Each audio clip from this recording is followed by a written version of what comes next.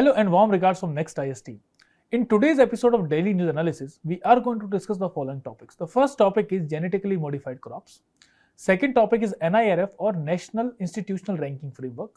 Then third topic is PLI Scheme or Production Linked Incentive Scheme.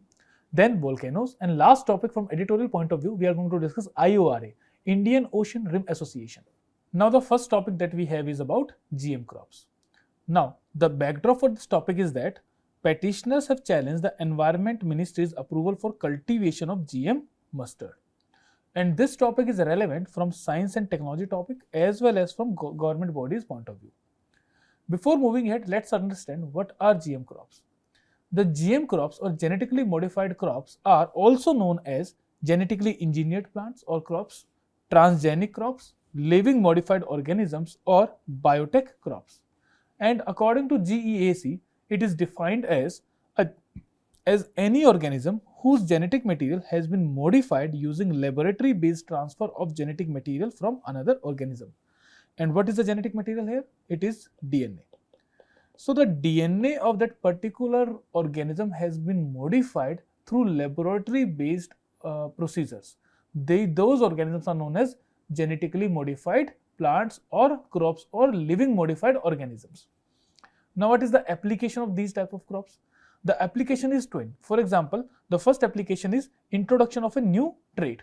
Introduction of a new trait involves like having a resistance to certain pests, diseases, environmental conditions or herbicides. That means it is improving the livability of that particular crop or that plant. Along with that, there is also an objective of increasing the nutritional value of particular crop.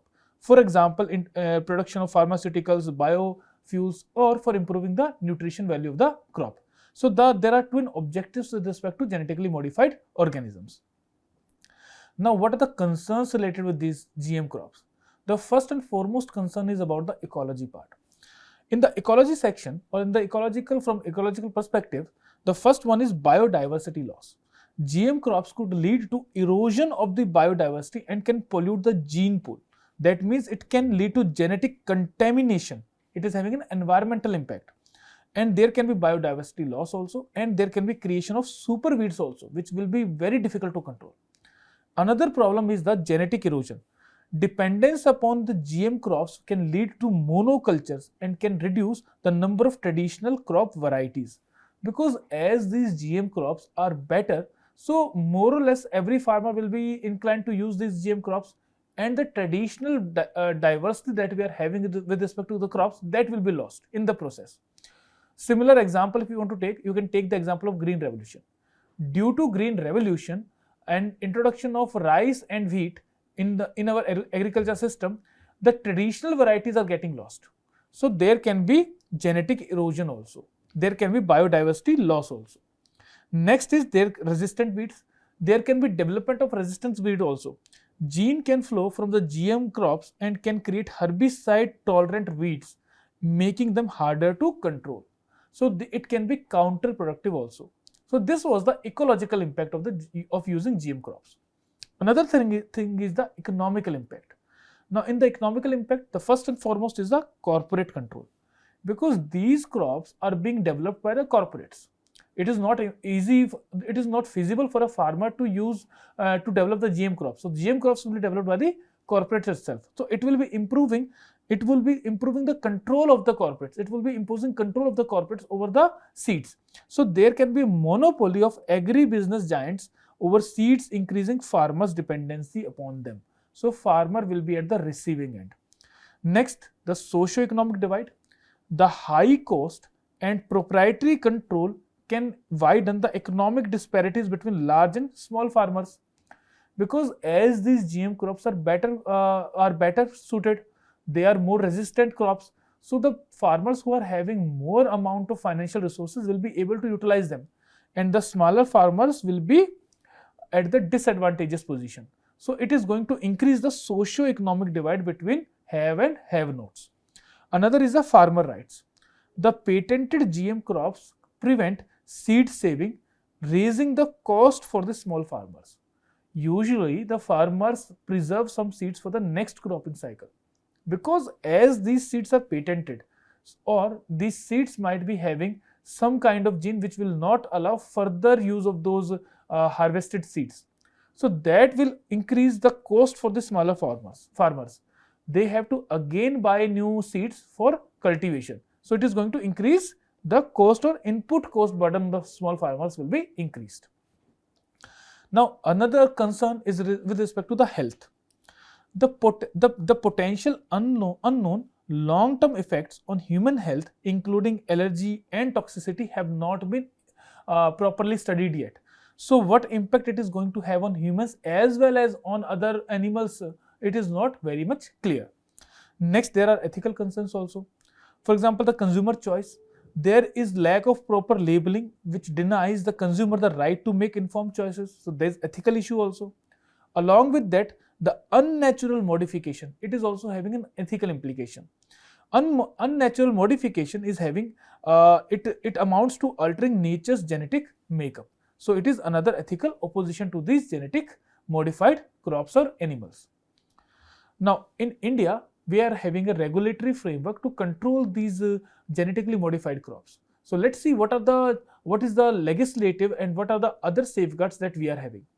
The first and foremost is the seed policy. There is a seed policy of 2002 which actually takes care of these genetically modified crops also. Secondly, under Environment Protection Act of 1986, we have framed some rules. The rules are rules for manufacture, use, import, export and storage of hazardous microorganisms, genetically engineered crops or cells. In 1988, it was framed. So this also controls the use of genetically modified crops in our country. Along with that, these rules, what they do cover? They cover all activities involving research and development of product containing GMO, including transgenic crops, pharma products, industrial products and food and other stuffs. It also controls the field and clinical trials.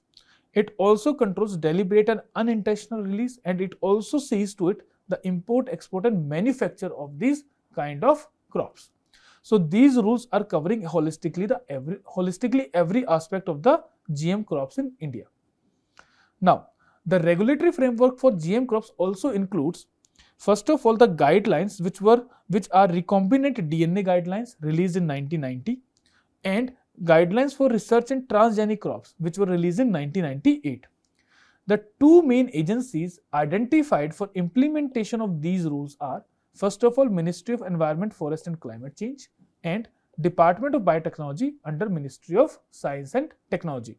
So you have to remember that two ministries, Ministry of Science and Technology and Ministry of Environment, Forest and Climate Change, are very much concerned with the use of GM crops.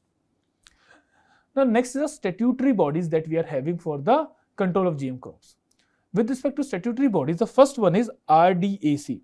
RDAC means Recombinant DNA Advisory Committee. It monitors global biotechnology developments. What developments are happening globally at the world level as well as at the India level, it is monitoring those developments. Second one is IBSC, Institutional Biosafety Committee.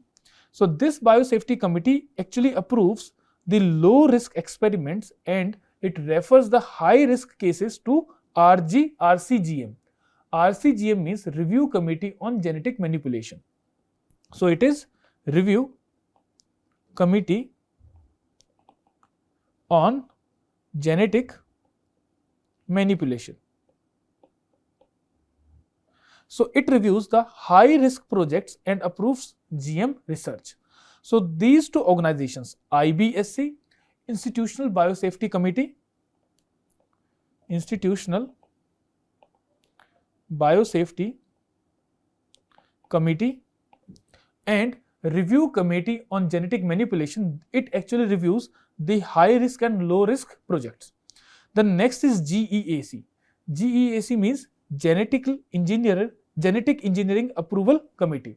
It was set up under Ministry of Environment, Forest and Climate Change and it is authorized to take large scale trials and environmental release of genetically modified organisms. So it actually approves the large scale GMO use in research and production. So both the aspects, in the research also, in production also. The next is SBCC. SBCC means State Biotechnology Coordination Committee. This committee ensures that GMO safety at the state level. It assesses and controls the damages. And last one is DLC, which is the district level committee. Its mandate is to inspect, report compliance and manage district level issues. So this is the statutory bodies which are related with the genetically modified crops. Now next is something about GEAC, Genetically Engineering Approval Committee. Now it is a statutory committee and it has been formed under the rules framed under Environment Protection Act of 1986. The rules, as we have already seen, rules for the manufacture, use, import, export and storage of hazardous microorganisms or genetically engineered organisms or cell rules. So under these rules, this body has been set up. The functions involve, first of all, evaluating large scale use of hazardous microorganisms, recombinants in research and industry from an environmental perspective.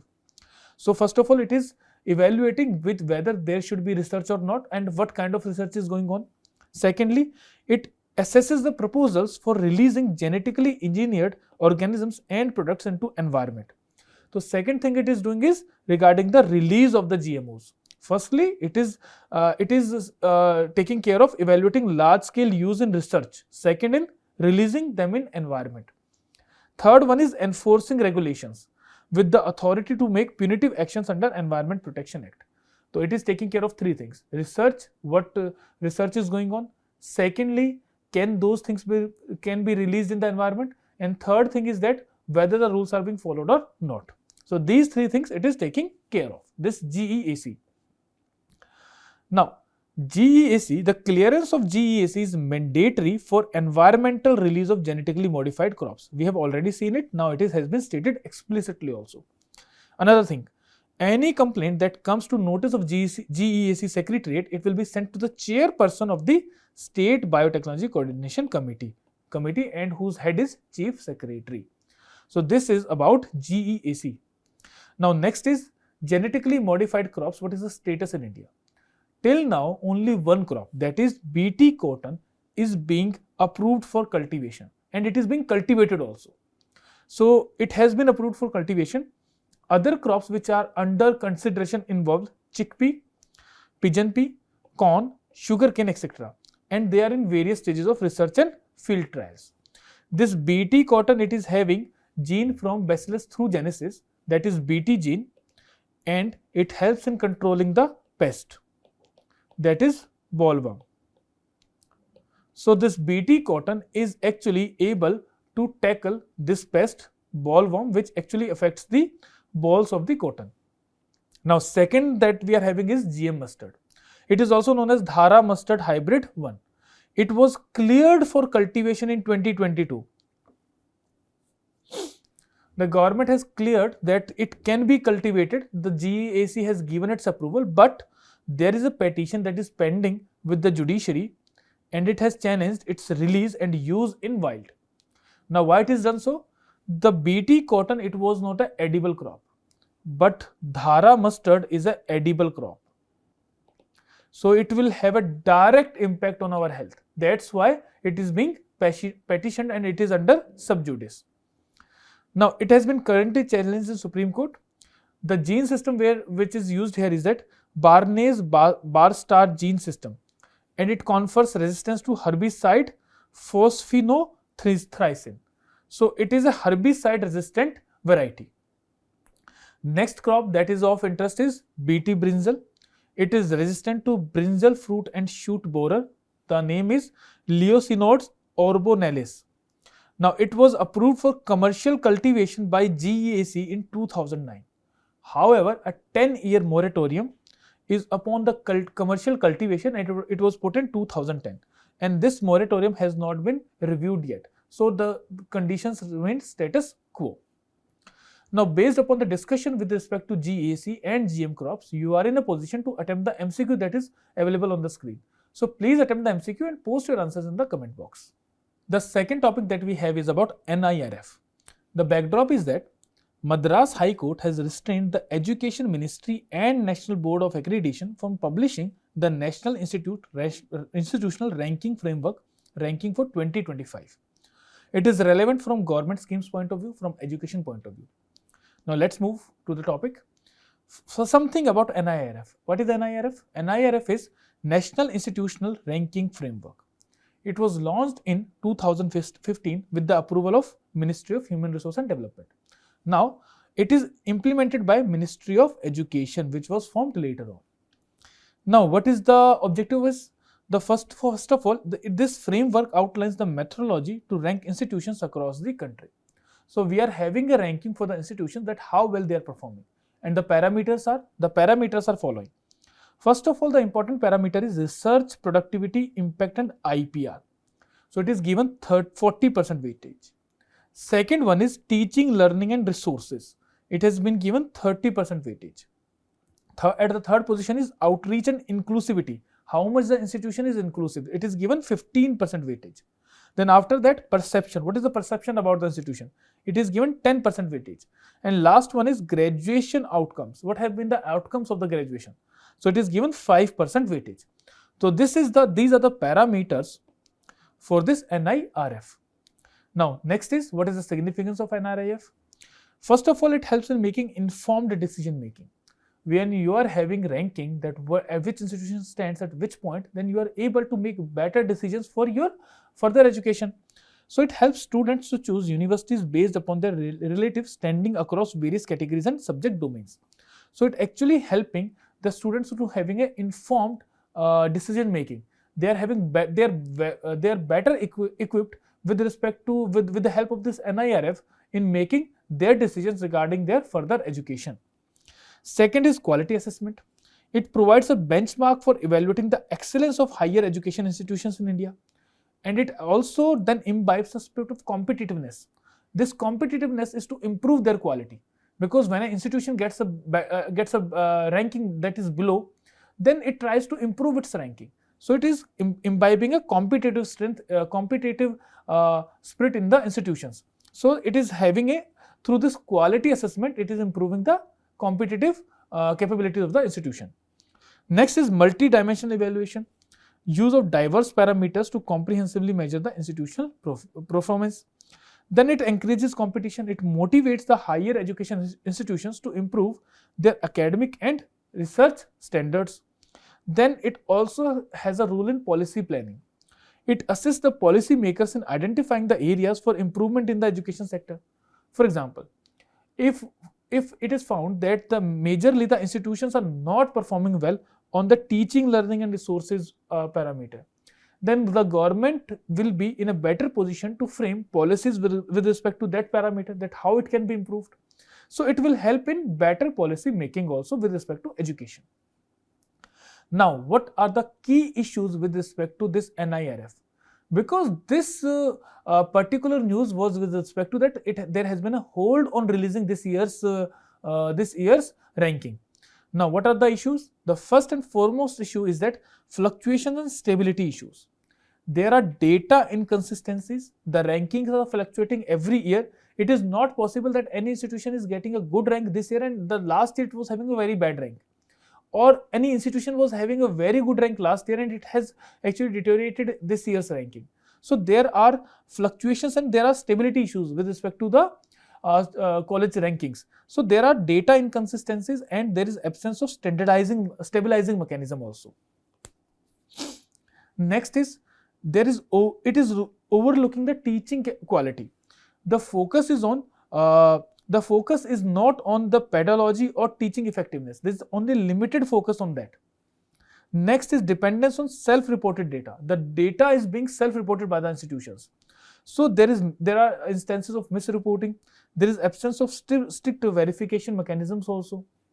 Then there is lack of transparency also. The data collection methods are very unclear.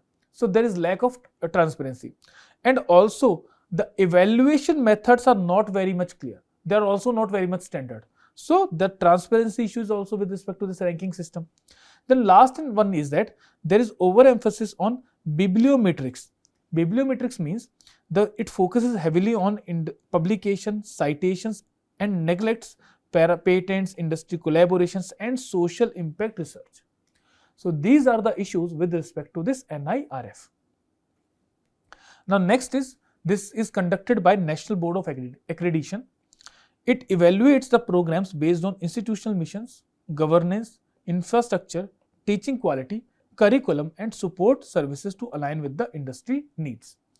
Now it was established in 1994 and it was established by AICT under Section 10 of the Act to assess the technical and professional programs like from diploma to postgraduate in engineering, technology, management, pharma, and related field. So it was established in 1994. Now in 2010 it was given autonomous status. So it became independent for quality assurance through accreditation. And in 2013 it was given full independence. Full independence means now it has the financial and administrative autonomy. So it was given full independence in 2013. So this has been the story of the National Board for Accreditation. Now you are in a position to attempt the MCQ based upon the previous discussion. So please attempt it and post your answers in the comment box. Now the next topic that we are having is about PLI. Now the backdrop for this topic is that India's 23 billion PLI scheme lapses after firms miss target and subsidy delays hinder manufacturing growth. So the government is not clear about whether it is going to continue this scheme or not. Now it is relevant from economic and social development point of view and from government schemes point of view. Now something about the news. Since the plan's introduction, manufacturing share for economy has declined from 15.4 to 14.3%. There is stalling of manufacturing as India tries to circumvent the trade war unleashed by US President Donald Trump, who has criticized protectionist policies. So that's why this was in news. Now something about the PLI scheme. It was launched in 2020, March 2020, and in the backdrop of COVID-19, because India has to give a boost to its production capabilities. Now its objective was to increase the manufacturing share of GDP to 25% by 2025. And the actual figures are that it has declined to 14% rather than increasing. Now it offers incentives to eligible firms on incremental sales for 5 years as a part of Make in India initiative. It aims to reduce India's dependence on foreign countries like China with respect to imports and its necessities and increase employment in labor intensive sectors. So these was the objective of the PLI scheme. So the objective of the PLI schemes is, first of all, enhancing India's global competitiveness, that we have to improve our competitiveness, we have to improve our capabilities. Second is that strengthening domestic manufacturing capabilities. Third one is that attracting investment in high-tech industries. So these are the three objectives of the PLI scheme, that we have to first of all enhance our domestic manufacturing capabilities, we have to make ourselves globally competitive, and we have to attract investments in the high-tech industries. Now, what are the various sectors which this PLI scheme was targeting? There are 14 sectors which this PLI scheme was targeting. First of all, mobile manufacturing and specific electronic components. Then critical key starting materials, drug intermediaries, and active pharmaceutical ingredients. Then manufacturing of medical devices, automobiles and auto components, pharmaceuticals, drugs, specialty steel, telecom and networking products, then electronic and technology products, white goods like AC, LEDs, etc. Then we have food products, textile products, MFF segment and technical textiles. Then high efficiency solar PV modules are there, advanced chemistry cell batteries are there, then drones and drone components are there. So these are the 14 sectors which this PLI scheme was targeting. Now, what has been the outcome of the scheme? So first of all, this scheme has been successful in supporting the key sectors of our economy. Secondly, it has helped in improving the export competitiveness of our economy.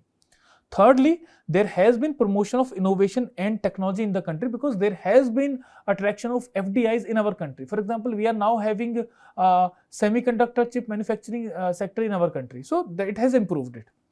Now, it has also helped in strengthening the industrial infrastructure in the country. It has accelerated the economic growth, boosted our manufacturing, and has reduced dependence on the imports. So these have been the outcomes of this PLI scheme. Along with that, it has also helped in creating employment opportunities in the country. It has also helped in attracting the foreign investment in the country. And also, it has also helped India in integrating with the global supply chain. So these have been the outcomes of the PLI scheme. So there have been majorly benefits also from the PLI scheme. Now, next thing is that what have been the challenges with respect to this scheme? The first and foremost challenge is the compliance burden. The reporting and documentation, it is very much required in this scheme. So it actually complicates the compliance of the compliance by the industries for availing the benefits of the scheme. Secondly, there have been sectoral imbalances also. Only 14 sectors have been targeted here. Now the benefits are going to only these 14 sectors. So other sectors are not getting benefited. They are actually at the receiving end of this scheme. Secondly, it has impacted the existing investment. Why? Because the sectors which are given benefits under the scheme, they are getting more investment, and the investment that was already in other sectors, it is also pulling out from those sectors and was going to these 14 sectors. So it is diverting the funds from non-PLI sectors. Then there are implementation delays also due to bureaucracy and policy changes, and there is also slow execution of the scheme. Then there are funding issues also. There is delay in incentive disbursement, and it is affecting the effectiveness of the scheme. Then there are strict eligibility criteria is there, and this strict eligibility criteria is improving the compliance burden. So that is also a problem with the scheme implementation. And lastly, the market competition. This scheme may lead to price wars or market distortion that are already happening. Why? Because the American president is saying that India is providing a lot of subsidy. That's why he is putting tax burdens on India. So these have been the problems with respect to the scheme. Now next is what are the other schemes with respect to PLI, with respect to manufacturing. The first and foremost is Make in India scheme. It was launched in 2014. And the basic objective was this: to boost the domestic manufacturing and attracting foreign investment, along with it improving employment opportunities in the country. Second was Atmanirbhar Bharat Abhiyan. It was launched in 2020. Objective was to promote self-reliance by supporting the local industries and reducing imports. Third is Scheme for Promotion of Manufacturing of Electronic Components and Semiconductors. It was again launched in 2023. To encourage domestic electronic and semiconductor manufacturing in the country. So these are the other schemes related to the manufacturing promotion. Now based upon this discussion, you are in a position to attempt the MCQ. So attempt it and post your answers in the comment box. Now the next topic is volcanoes. Now what is the backdrop for this? Indonesia's Mount Lewo-Tobi-Laki volcano has erupted 3 times, promoting highest level of alert, flight cancellations and expanded danger zone. The location is Flores East Nusa Tenggara, Indonesia. And what is the backdrop for this? What is the relevance of it? It is relevant from physical and world geography point of view. There can be a question related to mapping. The mapping related question can be asked, or a volcano related question can also be asked, that you cover in your basic part. Now something about volcanoes. Volcano is a vent or fissure in Earth's crust through which lava, ash, rocks and gases erupt out. We actually divide volcano into three types, depending upon the periodicity of the volcanic eruption. It is active volcano, which is actively erupting. For example, the present volcano that we are talking about. It can be dormant volcano, that in the past history, in the historical times, the volcano has not erupted as such, but it can erupt at any time. Last one is extinct volcano that have erupted a very, very long time back, and their chances of eruption are very, very low. That are extinct volcanoes. For example, Deccan Trap. Now an eruption takes when the magma formed under the earth comes out. Now not all volcanic eruptions are explosive, since explosivity depends upon the composition of the volcano. The basic structure of the volcano, I think you are aware about it. There is a magma chamber below it. Then there is a conduit through which the magma comes out. Then this is the vent. The magma comes out in the form of lava and it cools down to form the volcanic cone. Then the lava flows. There is a term known as lahar. Lahar is lava plus some amount of water, so that its fluidity increases. So these are the basic terms that you study in your basic geography also. Now let's come to what is the distribution of the volcanoes. The volcanoes are mainly distributed in 3 zones. One is the circum-Pacific belt. So this is the circum-Pacific belt, or known as ring of fire. The major volcanoes are in this region. Another belt where the active volcanoes are found in this region, where this continental and continental plate is converging. Here in the Pacific belt, the oceanic plate and the continental plates are converging. So these both are converging plates where we see the active volcanoes. Active volcanoes are also found under ocean. So here is the diverging plate where the active volcanoes are found. So here also we are having volcanoes. So basically volcanoes are found at the plate boundaries. However, third type of volcanoes are found mid plates also. For example, this is a mid plate volcano, this is a mid plate volcano, this is a mid plate volcano. So there are mid plate volcanoes also, but they are very less in number. Majorly the volcanoes that we find are around this ring of fire, that is circum-Pacific belt. And here is convergence of the Pacific plate and the North American plate and the Eurasian plate. Due to this convergence, oceanic continental plate convergence, high number of volcanoes have been formed, as well as this area is also prone to earthquakes. So this ring of fire is also known as sting of volcanoes and sites of seismic activity or earthquakes around the edge of Pacific Ocean. Roughly 90% of all earthquakes are along the ring of fire, and 75% of all active volcanoes on earth are around this ring of fire only. And the present volcano that we are talking about is also related with this ring of fire only. So this is the location for the Indonesia where the present volcano has erupted. So this present volcano, that is Levo-Tobi volcano, it has erupted recently, and this volcano is at this location in Indonesia. With respect to India, it is having 3 active volcanoes. One is Barren Island, which is now presently active. In the last year it has been active. So the only active volcano of India is Barren Island. Then Narcoderman Island, again in the Andaman Ocean. It is semi-dormant volcano and it was last erupted in 1681. Third one is Baratang Island. It is in Andaman and Nicobar. It is occasionally active and it last erupted in 2005. It is also known as only mud volcano India, and its last eruption was in 2005. Now, based upon the discussion, you can attempt the MCQ that is present on the screen. So attempt the MCQ and post your answer in the comment box. Now it's time for editorial analysis. Now the topic that we've chosen today is about IORA, Indian Ocean Rim Association. Now what is the backdrop for this? The backdrop is that India will be the chair for IORA from November 2025 till November 2027. So for 2 years, India will be the chair for this IORA. Now India will be focusing on funding, technology integration and maritime education. So these are the objectives which India will be pursuing during its chairmanship. And it is relevant from GS paper 2, that is international relations. It can be asked in mains as well as prelims. For example, from a mains point of view, a certain question has been there. The question was, sea is an important component of cosmos. Discuss the light of our statement in the role of IMO in protecting the environment and enhancing maritime safety and security. In prelims also, the question was directly asked from this topic. Indian Ocean Rim Association for Regional Cooperation, IOR, ARC, consider the following statement. It was in 2015. Now, let's dwell into the news. The first is, what is about this news? The first thing is that India prepares to chair IORA from November 2025, and it aims to strengthen the organization's governance and resilience. There will be 3 key priority areas for India. The first one will be developing maritime focused courses. Second will be expanding the funding part. And third will be integrating technology for better data management and policy analysis.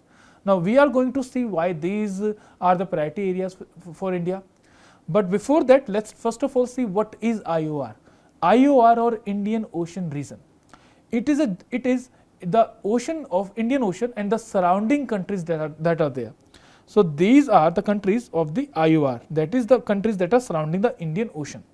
So these countries on the figure 2 you can see, these all countries are the part of Indian Ocean region. This is the subset of Indo-Pacific and it is home to 2/3 of the global population and is very rich in maritime biodiversity. Along with it, from economic point of view, 75% of the global trade passes through this Indian Ocean or Indian Ocean region. 50% of daily oil consumption is transported via this Indian Ocean waters only. Along with that, it contributes $1 trillion in goods and services annually. And lastly, the trade for India intra IORA, that is the Indian Ocean rim countries, the trade between them has been $800 billion in 2023. So from economic strategic point of view, this region is very, very important. Now to harness this strategic region, we are having one organization known as IORA or Indian Ocean Rim Association. It is an intergovernmental organization and it was established on March 7, 1997. So it was established in 1997. So almost it is 3 decades old. Next thing is that this Indian Ocean Rim Association, it was initially known as Indian Ocean Rim Association for Regional Cooperation. And it was proposed first time in 1995 when South African President Nelson Mandela visited India. So at that time, the idea for this IOR came up. And its objective was to promote regional cooperation and development among the countries bordering the Indian Ocean. Currently, there are 23 members from Africa, West Asia, South Asia, Southeast Asia, Europe and Oceania. So all the countries that are surrounding the Indian Ocean, they are part of this IOR, except for Pakistan. Pakistan is not member of this IOR. Now, if we see who are the members here, so we can see on the map the countries which are surrounding this Indian Ocean, they are members of this IOR association. So these are the countries which are marked. You can just take that Pakistan is not the member of this IOR. So the members include Australia, Bangladesh, Comoros, France, India, Indonesia, Iran, Kenya, Madagascar, Malaysia, Maldives, Mauritius, Mozambique, Oman, Seychelles, Singapore, Somalia, South Africa, Sri Lanka, Tanzania, Thailand, UAE and Yemen. I am again repeating, Pakistan is not a member of this organization. So the question that can be asked from you in prelims can be that which of the following countries are not member of IOR, or the statement can be like this: all the countries surrounding the Indian Ocean are members of IOR. So all the countries except for Pakistan surrounding the Indian Ocean region are members of this IORA. Now there are some dialogue partners also. The dialogue partners include China, Egypt, European Union, then Germany, Italy, Japan, Saudi Arabia, Korea, Russian Federation, Turkey, United Kingdom, United States of America. These are the dialogue partners with the IORA. Now, there are 6 priority areas of this organization. The priority areas are first of all maritime security and safety. The maritime security and safety includes that there should not be any conflicts. It also includes the initiatives against the piracy, protecting the sea lanes of communication, protecting the sea lanes of trade. So those things comes under maritime safety and security. Another thing is that trade and investment facilitation, improving trade through this area, improving investment in this area. That is also one of the pillars of this IORA with the objective which it strives to achieve. Then fisheries management, then disaster risk management, for example tsunami. In these scenarios, how the disasters can be avoided, this is also one of the priority areas. And in the wake of climate change, this disaster management initiative becomes very important, because all the countries or most of the countries that are surrounding this region, they are more or less developing economies and they are very much affected by the climate change, because these are agrarian economies also. So the disaster risk management becomes important here. Then tourism and cultural exchange is also one of the part, and lastly academic, science and technology cooperation is also there, so that these countries can also become developed countries. Now next is what is the governance structure. So the governance structure is having 3 things. The first one is Council of Ministers, second is Committee of Senior Officials, and third one is Troika. Now let's see one by one. The first one is Council of Ministers. It is the highest decision making body of the IORA. and it meets annually, that is once every year. And the members are the foreign ministers of all the member states. What are the roles and responsibilities? As it is the highest body, so formulation of all policies of regional cooperation and reviewing progress of the cooperative initiative, that is the main objective or responsibility of this particular body, that is Council of Ministers. The next is Committee of Senior Officials. Now this Committee of Senior Officials meets twice a year, and its basic responsibility is to see the policy implementation and project execution of the member state development. That means whatever the policies and whatever the projects are being undertaken, they are being implemented properly. This Committee of Senior Officers is going to oversee that. Third one is Troika. What is Troika? Troika is a body that includes 3 members. One is the present chair, that is whichever country is handling the chair.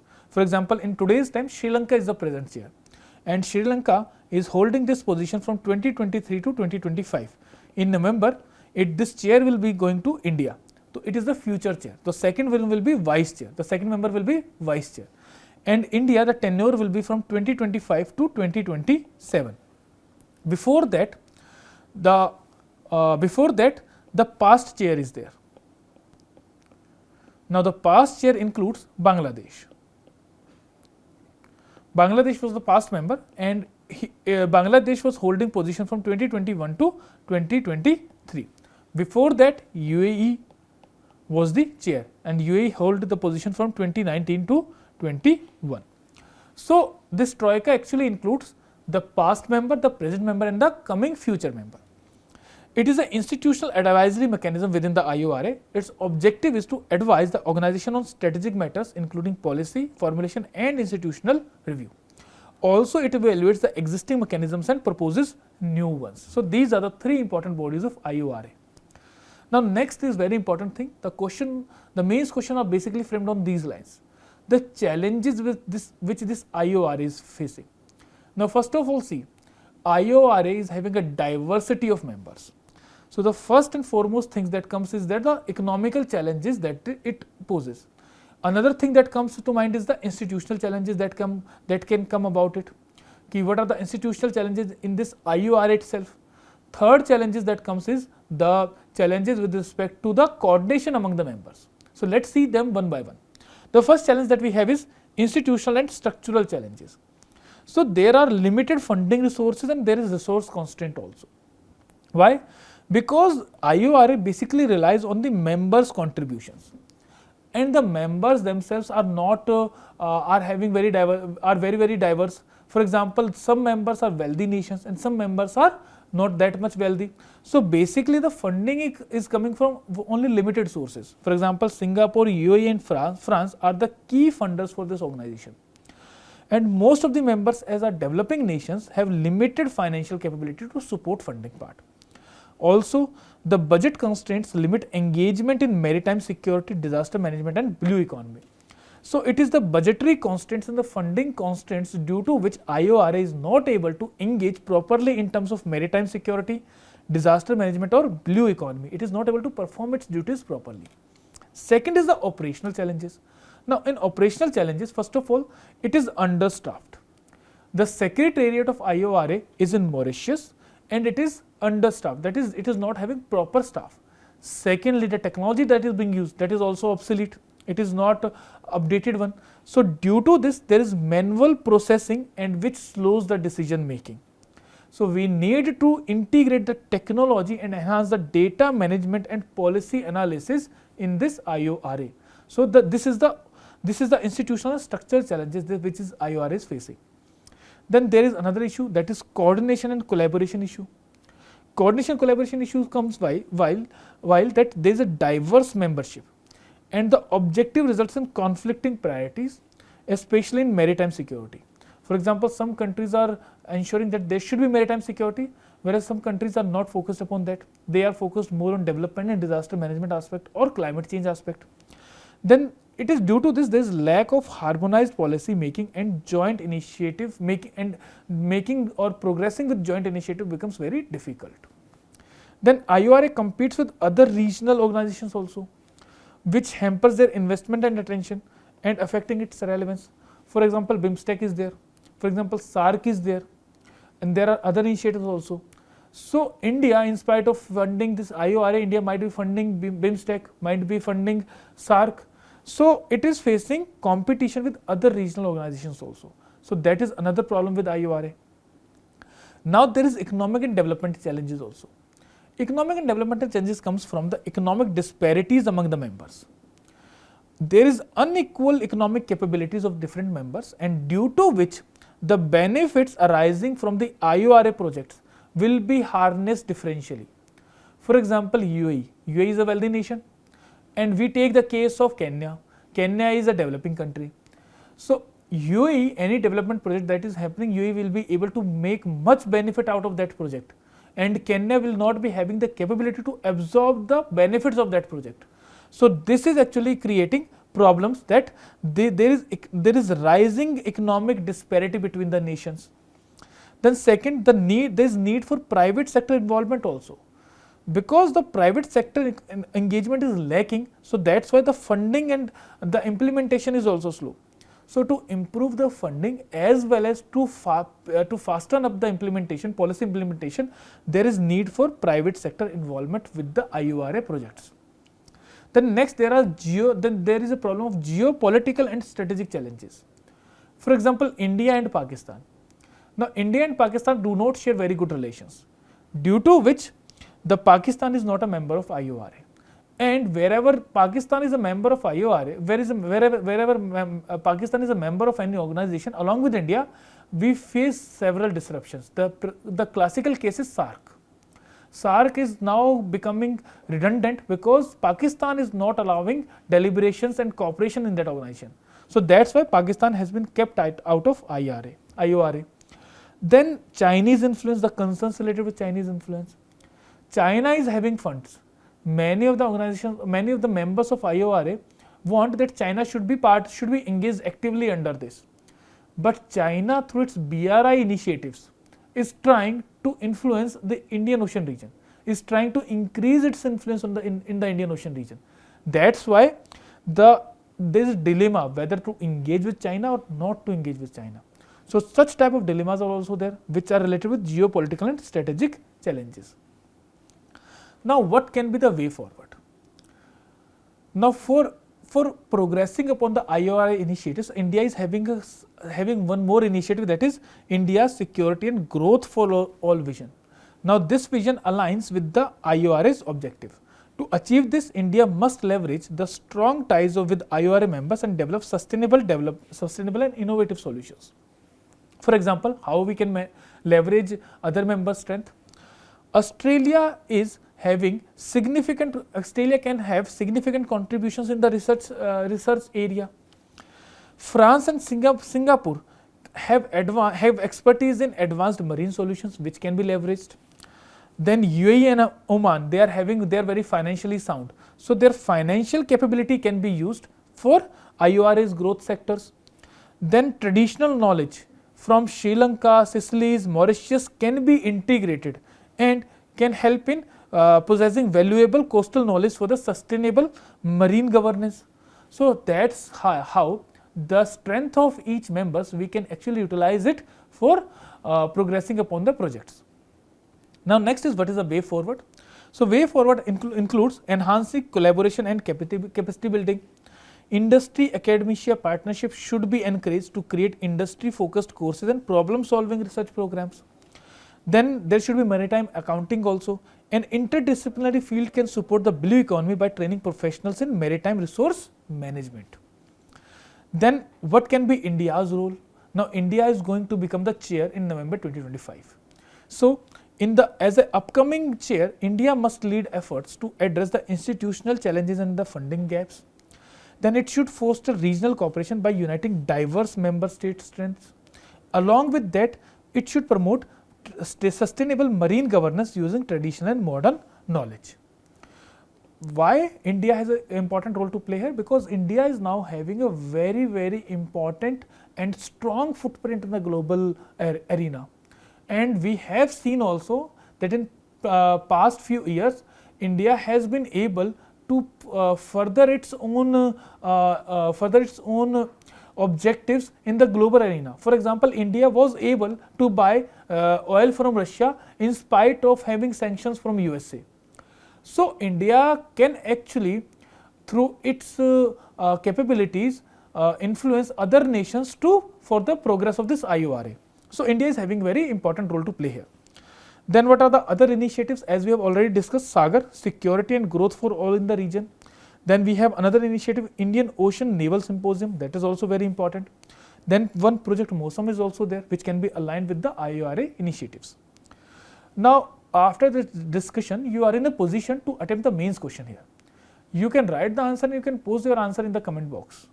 So the question is, discuss the significance of Indian Ocean Rim Association in the promoting regional cooperation and development. How can India leverage its upcoming chair to strengthen the IORA governance? So with this, we conclude the discussion for the day. I hope that it would have been helpful for you. Thank you very much.